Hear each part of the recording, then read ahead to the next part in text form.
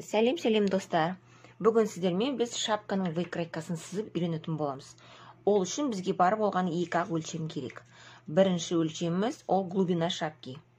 Мына қастың жоғарғы жағынан мына неге дейін өлшейсіздер, желкеге дейін өлшейсіздер. Ол бірінші өлшем.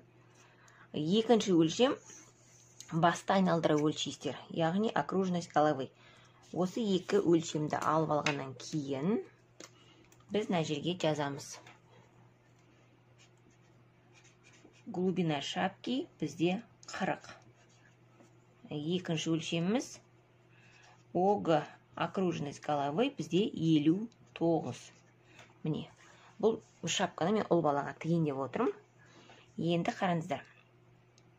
Сызбаны сызу үшін бірінші біз мына окружность головы 59 бізде, содан аламыз.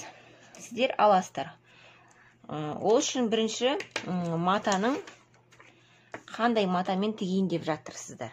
Соны талқылап алайық. Егер сіздің матаңыздың созылуы жақсы болса, футер матасы болса, яғни созылмалы, жақсы созылатын маталар болса, сіздер мына өлшемнен, бастың айналасының өлшемінен сіздер 5-6 сантиметр алып тастайсыздар. Егер футер слайкрай болса. Ал егер футер хб болса, міне, онда мына өлшемнен 4 сантиметр алып тастайсыздар. А егер рибана болса, яғни рибана матасы, кашкарсы екеуі, олар өте жақсы созылатын маталар, созылмалылығы өте жақсы, бұлар жақсы созылады. Сондықтан бұлардан сіздер 7-8 сантиметр алып тастау керек.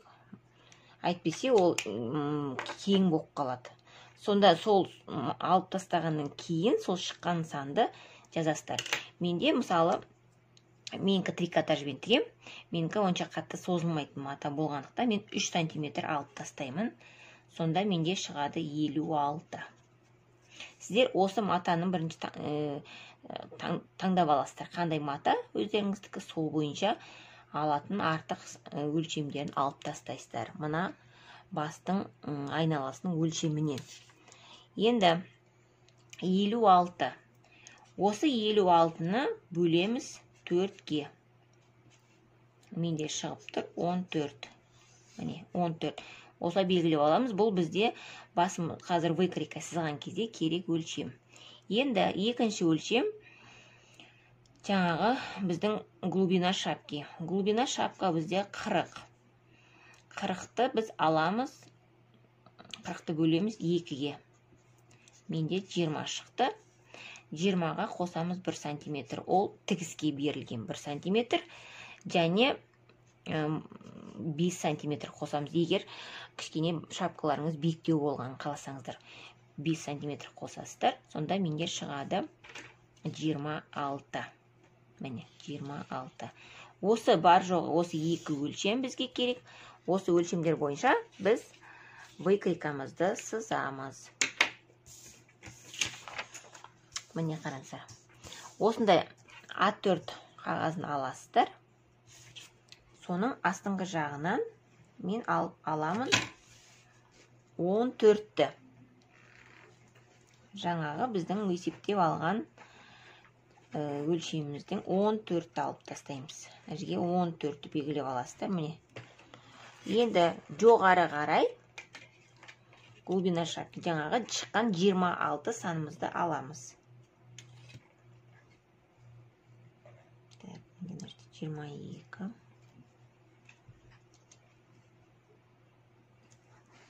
Енді 4. Міне 26. Мына жер.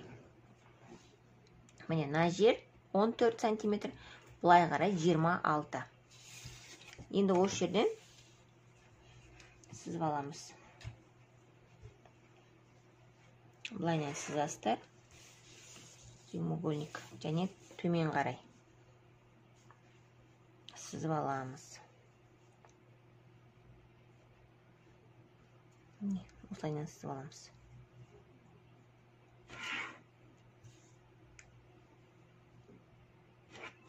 Осылай сызып аласыздар. Мына жер бізде 26. Мына жер 14. Міне, осылай сызып аласыздар. Енді осы жерден астыға қарай, мына жерден, мына нүктемізден астыға қарай 11 сантиметр сіз белгілеп аласыздар. 11, 12 алсаңыздар да болады. Енді шапкаларыңыздың домалақ болғанын қалайсыздар ма, кішкене қиғаш болғанын қалайсыздар ма, соған байланысты. Мына жерде 11 белгілеп алдық. Енді мына жерден былай қарай 45 градусқа 6,5 өлшеп аласыздар. Мына жер бізде 6,5 мына аралық.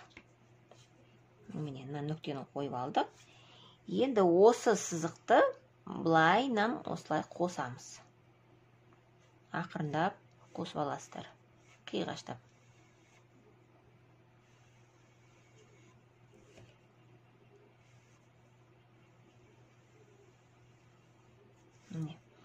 Бұл біздің шапкамыздың основасы, бас жағы. Осылай сызып аласыздар келтіріп. Енді выточкасын шығарамыз. Ол үшін мына жоғары нүктеден солға қарай 1,5 сантиметр аламыз. 1,5. Міне мына жер. Мына жерден астыға қарай 5 сантиметр түсіреміз. 5. Міне. Осы екі аралықты осылай қосасыздар. Міне. Сонда біздің шапкамыздың выкройкасы осылай дайын болады. Қазір қиямыз. Міне астың көрдіңіздер ме? 14. Үстіңгі жағы мына сызығымыз 26. Мынадан бері қарай мына жерге дейін бізде мына жер 11. Мына жер. Мынау былайнан 45 градусқа сызған жеріміз 6,5. Мына вытечкамыз 1,5. Мына жер 5 сантиметр. Міне. Енді осы дайын выкройкамызды қиып аламыз.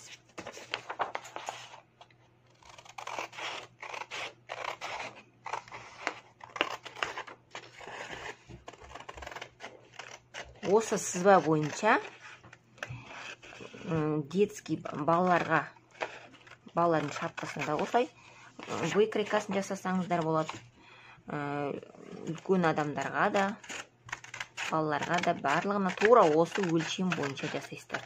Жаңағы есептеу сызбасы бойынша жасап, дайын выкройканы осылай 5 минутта өздеріңізге сызып аласыздар. Міне қараңыздар. Выкройкамыз дайын. Осылай сызып аламыз. Енді келесі сабақта мен сіздерге осы выкройка бойынша шапканың тігілу жолын көрсететін боламын. Міндетті түрде каналға тіркеліп, лайк қойып, қоңырауды басуды ұмытпаңыздар. Келесі сабақта шапканың қалай тігілетінін жіберіп алмаңыздар. Назарларыңызға рахмет.